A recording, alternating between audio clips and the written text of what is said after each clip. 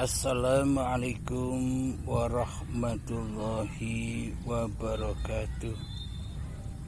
Bismillahirrahmanirrahim. Ashhadu an la ilaha illallah wa ashhadu anna Muhammadur Rasulullah. Allahumma salli ala sayyidina Muhammad wa ala ali sayyidina Muhammad. Rabbi israh li sadri wa yassir li amri wahlul 'uqdatam min lisani yafqahu qawli. Amin. Bismillahirrahmanirrahim. Ada hadis Rasulullah berbunyi, innama bu'ithu liutammima makarimal akhlak. Sesungguhnya aku diutus ke dunia ini hanyalah untuk menyempurnakan akhlak manusia kepada Tuhannya. Kita bicara akhlak di sini. Bila hati kita belum berakhlak kepada Allah, apakah mungkin syariat-syariat yang kita lakukan juga berakhlak kepada Allah?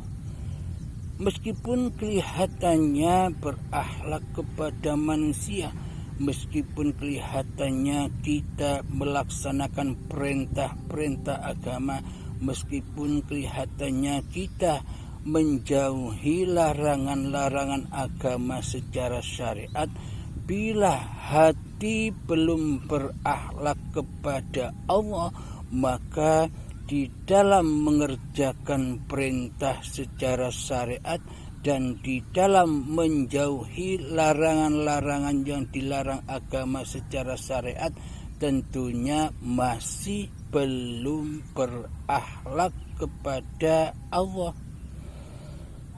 Karena di dalamnya masih manusianya lah yang masih merasa wujud di hatinya, manusianya lah yang masih merasa hidup di hatinya, manusianya lah yang merasa berkuasa di hatinya.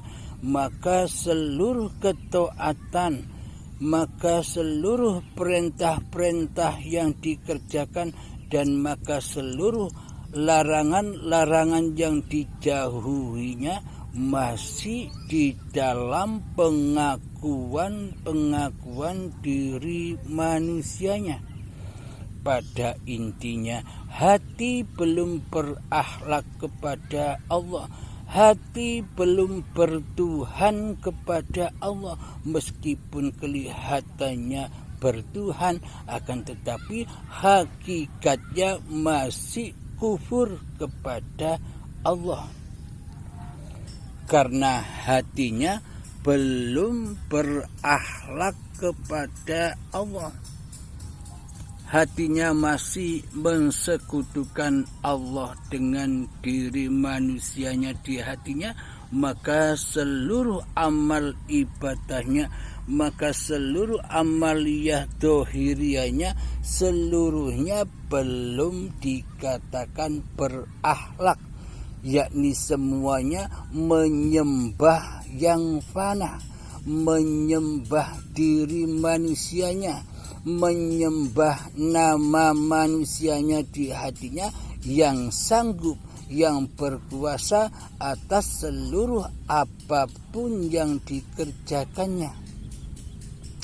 Karena selama ini kita belum bertuhankan Allah, akan tetapi selama ini kita masih mentuhankan hawa nafsu diri manusia dan nama manusia kita sendiri di hati kita. Kita masih menuhankan makhluk, sedangkan Allah sendiri sebagai Tuhan kita dudukkan di dalam kemahlukan. Allah kita tidak kita junjung sebagai Tuhan, sebagai penguasa di hati kita. Maka dari itu, selama ini iman akidah kita di dalam bertuhan dan beragama terbalik. Karena Allah itu tidak memandang wajah dan hartamu, Allah tidak memandang sebesar apapun ilmumu, Allah tidak memandang sebanyak amal ibadahmu secara badaniah, dan Allah tidak memandang nasab kemuliaanmu di sisi manusia. Allah hanyalah memandang kondisi hatimu. Allah hanya memandang akhlak ilahiyahmu di hatimu. Bertuhankah kepada Allah ataukah masih mensekutukan Allah di dalamnya? Bila kita masih mensekutukan Allah dengan diri manusia kita di dalam segala perintah-perintah agama, maka masih tersesatlah amal-amal dan ibadah serta sholat yang kita kerjakan selama ini. Buktinya di dalam sholat dan ibadah kita tidak pernah berjumpa dengan kekhusyukan. Akan tetapi di dalam ibadah dan sholat kita selalu berjumpa dengan dunia, yakni kroni-kroninya yang dicintai oleh Tuhan yang wujud di hati kita, yakni hawa nafsu kita sendiri. Mana mungkin itu disebut ibadah di sisi Allah, sementara hati tidak berakhlak kepada Allah, hati tidak meyakini, hati tidak menyaksikan Allah sebagai Tuhan yang menguasai diri manusia kita di hati kita. Inilah tanda bukti selama ini kita belum bertuhan, masih kufur, masih mensekutukan Allah dengan diri kita di hati kita. Apakah semua itu disebut ibadah di sisi Allah? Jika kita tidak menyembah Allah di dalamnya, sementara selama ini kita menyembah siapa yang wujud di hati kita selama ini? Kan diri manusia kita yang wujud melebihi wujudnya Allah di hati kita. Sementara Allah yang wujud, Allah yang hidup, Allah yang berkuasa, kita posisikan sebagai makhluk. Jadi yang ngaku jadi Allah, jadi yang ngaku jadi Tuhan selama ini siapa? Kan diri kita sendiri.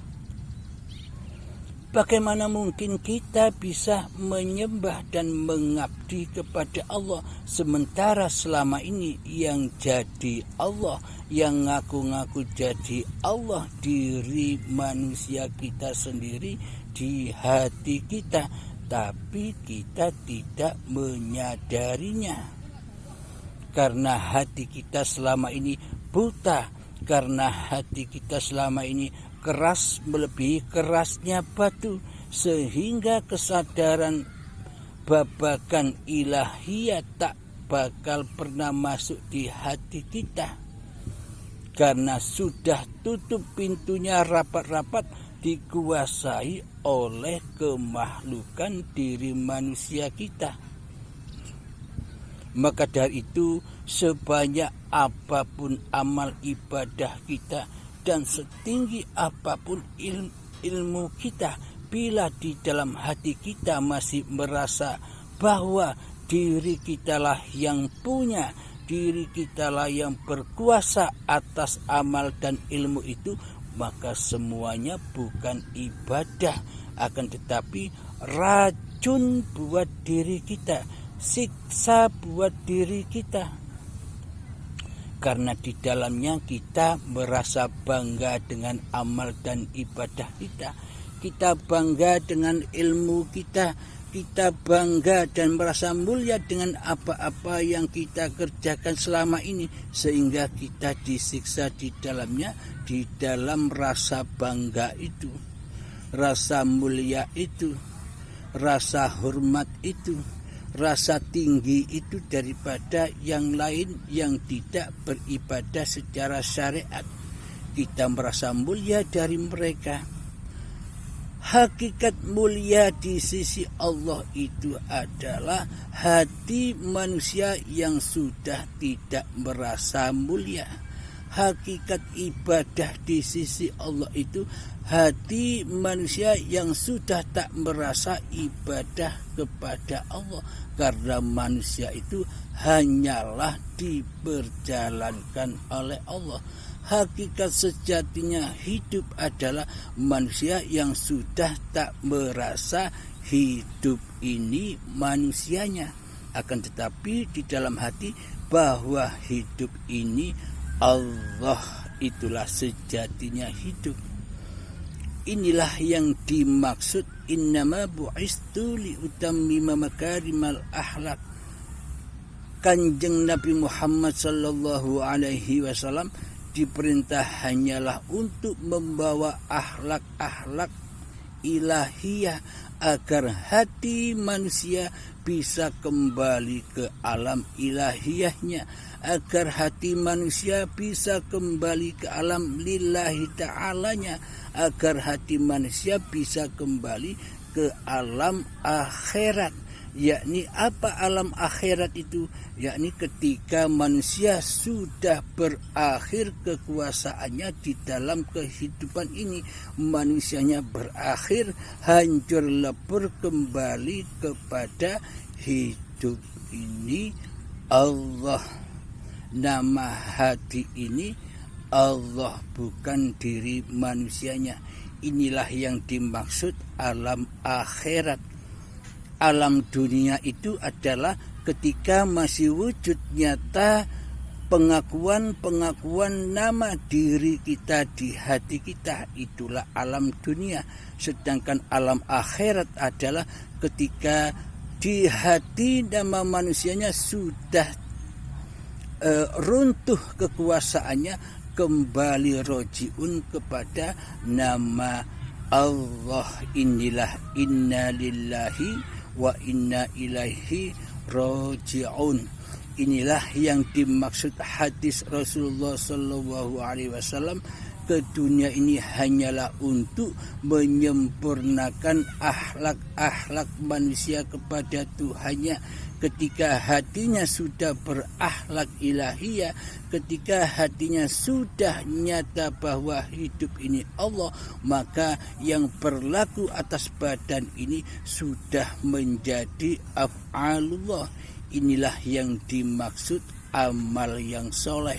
Bila yang berkuasa atas hati dan amal di badan ini masih manusianya, itu bukan amal soleh, akan tetapi amal yang fana, amal yang hancur, karena di dalam hatinya menyembah yang fana, bukan menyembah Allah yang baqo.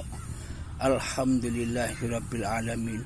Semoga paparan yang amat singkat ini bisa